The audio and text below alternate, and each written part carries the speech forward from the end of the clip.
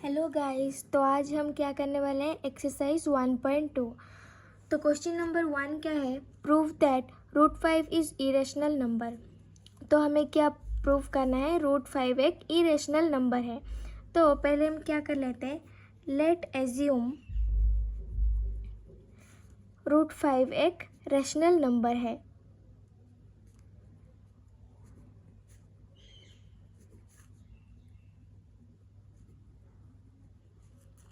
अगर हम ये प्रूव कर देते हैं √5 एक रैशनल नंबर नहीं है तो क्या हो जाएगा, इरेशनल नंबर होगा। तो हमें एज्यूम करते हैं फर्स्ट √5 एक रैशनल नंबर है। तो रैशनल नंबर क्या होता है, a/b के फॉर्म में होता है या p/q के फॉर्म में होता है। तो हम लेट लिखते हैं नाउ √5 इक्वल टू a/v, और a और b क्या है, दोनों को प्राइम है। यहाँ पर हम लिख लेंगे a एंड b आर को prime numbers.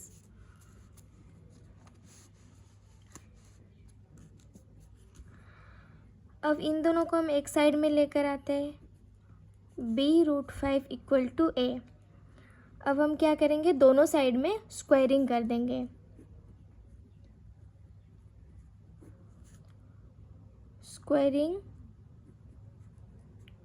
Both sides, b√5 square equal to a square. तो 5b square equal to a square. तो इस इक्वेशन से हमें क्या पता चलता है कि a स्क्वायर 5 से डिवाइडेड होता है। यहाँ पर हम लिख लेंगे a स्क्वायर डिविजिबल बाई 5। कैसे होगा ये, अब मान लो 5 इंटू 3 इक्वल टू कितना होता है 15। अब हम 3 को b स्क्वायर मान लेते हैं और 15 को a स्क्वायर मान लेते हैं। तो 15 5 से डिविजिबल होता है कि नहीं, वैसे ही 5 a स्क्वायर से डिविजिबल होगा। तो a स्क्वायर अगर 5 से डिविजिबल होगा तो a भी 5 से डिविजिबल होगा। तो a is also divisible by 5। हम इसे इक्वेशन 1 दे देते हैं। फिर हम ले लेते हैं let 5c equal to a। इस इक्वेशन की तरह 5c इक्वल टू a होगा, जैसे कि हम एग्जाम्पल में ये देखे थे। तो यहाँ पर c इज एनी इंटीजर्स होगा, कोई भी इंटीजर ले लो c की जगह।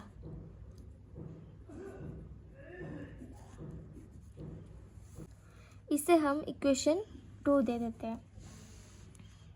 तो इक्वेशन 2 को हम इक्वेशन 1 पर पुट करते हैं। क्या होगा, a is equal to 5c in equation 1।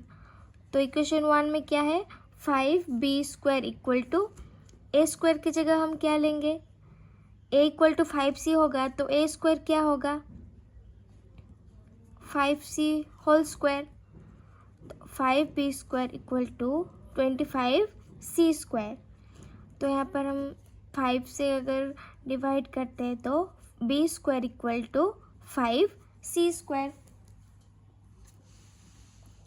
तो सेम इक्वेशन यहाँ पर आ जाता है।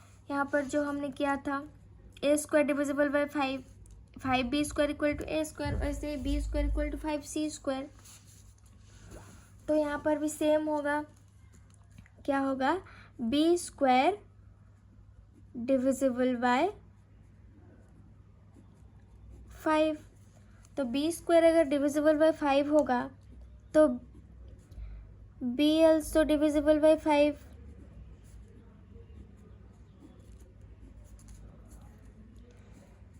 ये दे दो इक्वेशन 3।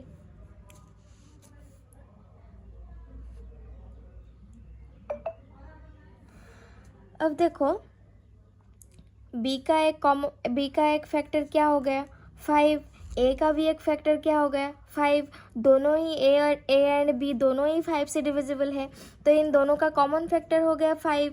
तो रैशनल नंबर का फॉर्मूला क्या होता है, जिनका कॉमन फैक्टर 2 से ज़्यादा नहीं होगा, एक 1 होगा और एक खुद वही नंबर होगा, 2 से ज़्यादा उनका कॉमन फैक्टर नहीं होगा। तो यहाँ पर इन दोनों का कॉमन फैक्टर एक और निकल के आ गया 5। तो now 5 is common factor of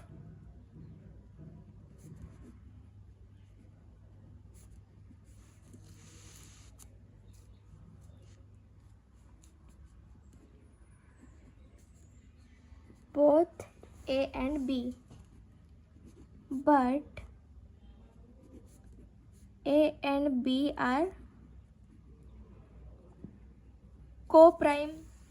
co-prime का मतलब क्या है, इन दोनों का कॉमन फैक्टर 2 ही हो सकता है, लेकिन यहाँ पर 5 एक एक्स्ट्रा कॉमन फैक्टर निकल के आ गया, तो यहाँ पर एक कॉन्ट्राडिक्शन आ गया। जो हमने अज्यूम किया था उसमें कॉन्ट्राडिक्शन आ गया।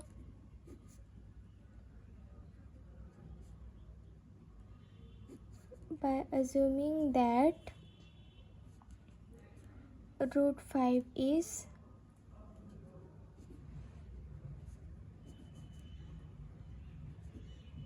rational number, hence √5 is irrational number. देखो बच्चों, ये आपको एक बार में ही आप अगर कर लेंगे तो नहीं होगा, इसको हमें 2-3 बार प्रैक्टिस करना पड़ेगा। इसे हम अच्छी तरह से समझ गए।